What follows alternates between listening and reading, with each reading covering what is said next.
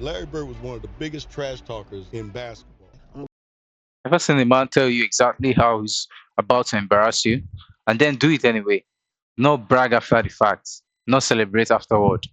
I'm talking about calling the shot, naming the spot, telling you the time left on the clock, and then drilling it in your fucking face. That wasn't arrogance. That was Larry Bird. Go shoot this motherfucking jumper in your face right there in that corner. And it's gonna be your Christmas present. I'm gonna wrap it up and bust your head open. Ever seen a man call his shot, drain it in your face, and tell you exactly how it would happen before it even happened? It was Larry Bird. The man didn't just trash talk, he warned on the court. I am going to hit it right here, he declared against Xavier McDaniel, and he did. Most trash talkers talk about what they already did. Larry Bird talked about what was about to happen.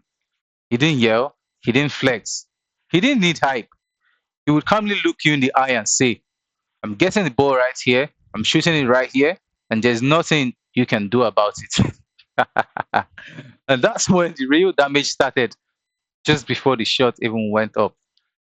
You, He said, I'm gonna get it right here. I'm gonna shoot it right in your face. He declared he would give Gary Payton a Christmas present, then doused him with it. This motherfucking jumper in your face right there in that corner. And it's gonna be your Christmas present. I'm gonna wrap it up and bust your head open. And that's exactly what he did. If he tell you gonna hit a shot at a certain place, he gonna do just that, and ain't nothing you can do about it. He said, who's coming in second, as he entered the 1986 three-point contest and went on to win 3 straight. As he called every shot, Bird scored 60 points against the Hawks, leaving their bench speechless. It was mind control, not noise, that enabled this extraordinary skill. Larry didn't talk to talk, he talked and backed it up. Click the subscribe button to ensure you don't miss the next one if you enjoy savage mind games and cold basketball stories like this one. What set Bird apart from every other trash talker wasn't just that he talked, it was how he talked. Most guys would brag about what they'd already done. Bird would tell you exactly what was about to happen, and then go out there and do it, shot for shot, like he had the script before the game even started. Take the Xavier McDaniel story. It's a close game, Celtics versus Celtic game. Sonics, score tied, clock winding down. Game tied, clock winding down, pressure everywhere. Bird looks at him and says, I'm getting the ball right here, and I'm shooting it right in your face. McDaniel, one of the toughest defenders in the league, doesn't say anything. He just says, I know, and I'll be waiting. Like, imagine having such confidence that the worst trash talker in NBA history, he knew what Larry was up to, and he knows his every move. So even if he was going to get his head busted wide open by Larry, they were just going to take it in like that. Bird looks right at McDaniel and says, I'm going to get the ball right here, and I'm going to shoot it right in your face. Fact. McDaniel, who was one of the league's toughest defenders, just looks at him and says, I know you will. I'll be waiting. Bird gets the ball exactly where he said he would, hits a fadeaway jumper right over McDaniel's outstretched hand, and as the ball drops through the net, Bird turns to him and says, Damn, I didn't mean to leave 2 seconds on the clock. That wasn't trash talk, bro. That was mind control. If you would agree with me, that was mind control, bro, because honestly, he got Xavier where he wanted it. Yeah, I'm going to take the ball through this place and put it in like this. He told him the time, the position, and my God. And Daniels just said, I'll be waiting, bro. Like, you're seeing your nemesis come to you and you just tell him you'll be waiting. You should be getting prepared, bro. This wasn't luck. This wasn't random.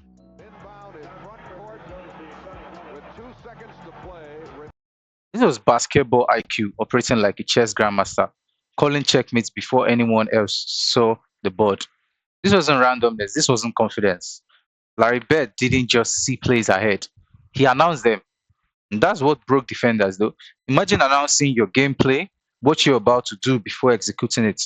Like, come on. You should be prepared. If I tell you I'm coming through this position, you should know too well that you're supposed to block, get your defense tight, do whatever it takes to not let me through. But Larry Bird controlled the court. He mind controlled all defense, man. It was tough then, playing with him. This was Larry Bird's basketball IQ operating on a level that felt almost supernatural. He didn't just see the game a few moves ahead, he announced it, like a chess grandmaster calling checkmate before anyone else even saw it coming. Larry Bird's trash talk wasn't just about getting under your skin, it was about owning your mind before he even hit the shot. Take Gary Payton, for example, one of the coldest trash talkers the league has ever seen. He had to lower himself to Bird's level as well. During Gary's rookie year, Bird told him, "I'm going to shoot this motherfucking jumper in your face, and it's going to be your Christmas present." And No hesitation, no drama. Bird walks over, pulls up, splash. Even Payton had to admit though, yeah, I'm not messing with you no more. When the league's loudest trash talker goes silent, that tells you everything you need to know.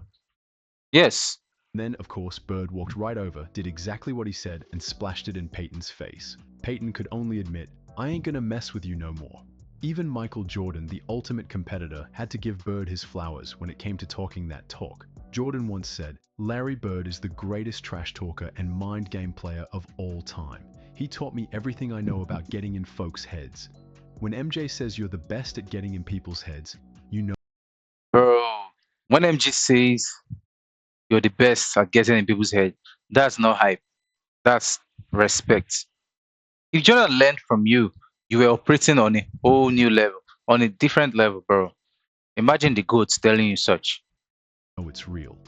One of the wildest parts of Bird's trash talk was how he used his race as a weapon, and it worked. Back in the 1980s, the NBA was predominantly black, and Bird knew exactly how to get under people's skin, using every edge he could find to throw opponents off. During the 1985-86 season, when the Celtics were on their way to winning 67 games and another championship, Bird would openly tell guys on the court that putting a white guy on him was disrespectful. He didn't whisper it either. He'd say it loud enough for the bench to hear. Chuck Person, Bird would look at the defender. He would look at the defense and say, loud enough for the bench to hear, "You're disrespecting me, putting that guy on me." If a slower defender matched up on him, Bird would drop 40, jog back on defense and shake his head like, "Don't ever do that again." No celebration, no dominance. who would later become one of Bird's frequent trash talk targets when he entered the league in 1986, remembered Bird telling him straight up, "You guys are being disrespectful to me. You're putting a white guy on me. That's disrespectful." It wasn't about racial hate or anything like that. Bird didn't care about being politically correct, and his opponents understood it wasn't personal. It was psychological warfare, in an era where pride was everything, and players would take any perceived slight personally. Bird's approach infuriated guys, and that's exactly why he did it. Gets the good position, and they call a quick one on Person. And the thing was, Bird backed it up every time. If a team switched a slower white forward onto him, Bird would light him up for 40 just to prove the point. Then he'd jog back down the floor, look at the opposing bench, and shake his head as if to say, "Don't ever do that again." It wasn't just about scoring either.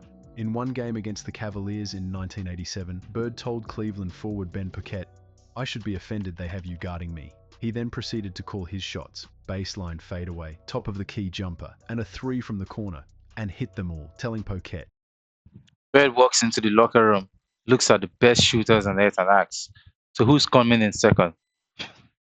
Everywhere is silent. Goes out there and wins. Then wins two more in a row. The joke turned into a prophecy. Bro. He didn't just prophesy, he had faith though. He had faith, man. And faith without work is nothing. You see, he had faith, put in work. His IQ was on a whole new level. Bro, Larry Bird was something else. It's just like he could predict, but he worked towards his predictions though. each time what was coming. This was the genius of Bird's trash talk. He weaponized the unspoken, poking at pride and identity, forcing players to play angry, and then Yeah, punishing them he for it, weaponized all the while dropping unspoken. 30 points with that cold That's faith stare in and action. zero celebration. For Bird, it was never about talking for the sake of talking. It was about taking your mind out of the game, one savage line at a time. If you want one moment that shows Bird's mental dominance, look no further than the 1986 NBA three-point contest. Bird walks into a locker room full of the best shooters in the league, looks around and just goes, "Who's coming in second place?" Silence. You've got pro athletes in there, confident dudes, and Bird just walks in with that level of casual disrespect. Later, Bird said it started as a joke, but the thing is, he went out there and won the contest, turning that line into a legend. And he didn't stop there.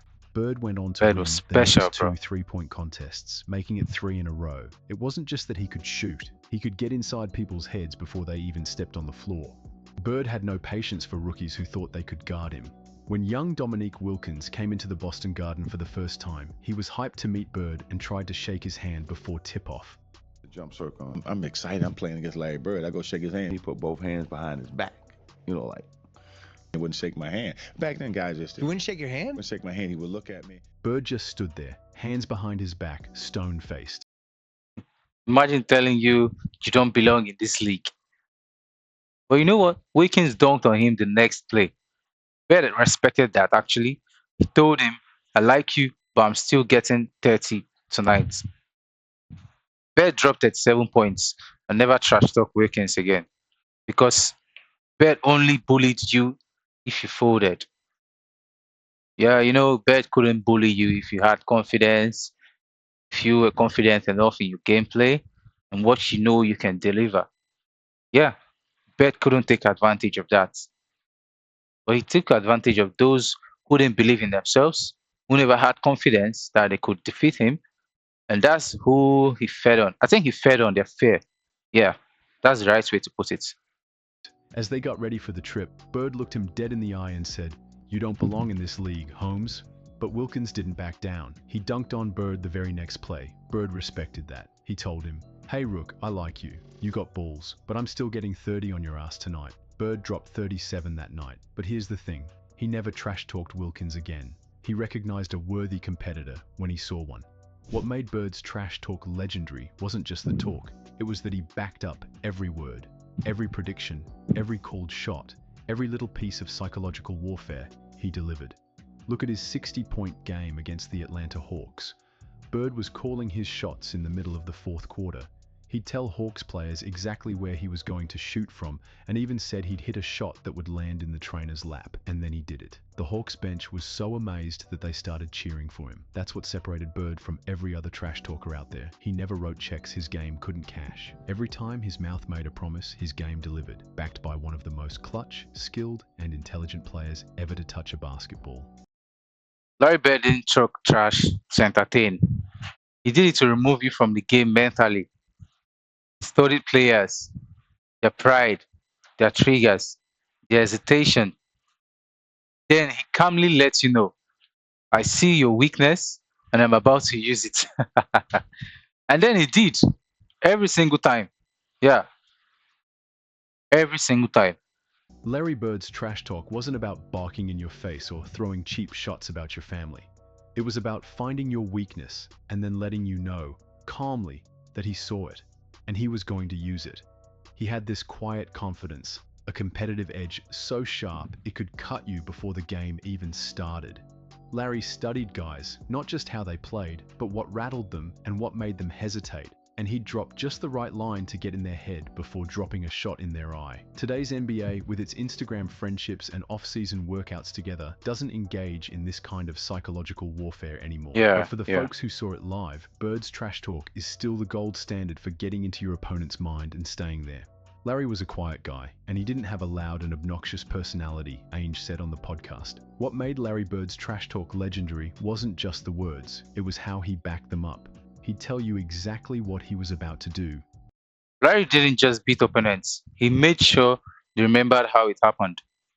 So if you enjoyed this breakdown, like the video, comment your favorite Bird trash talk moment, and tell me who's the greatest trash talker ever. Subscribe for more cold basketball stories, because around here, talk your talk, but back it up like Larry Bird did. Then do it, breaking you mentally while cooking you on the court. Plenty of players talked, but Bird was different. He didn't just play basketball, he played players, changing the game forever. Bird didn't just beat you, he made sure you remembered how it happened. If you enjoyed this breakdown, smash that like button, comment your favorite Bird trash talk moment, and let me know who you think is the best trash talker ever. Don't forget to subscribe and hit the notification bell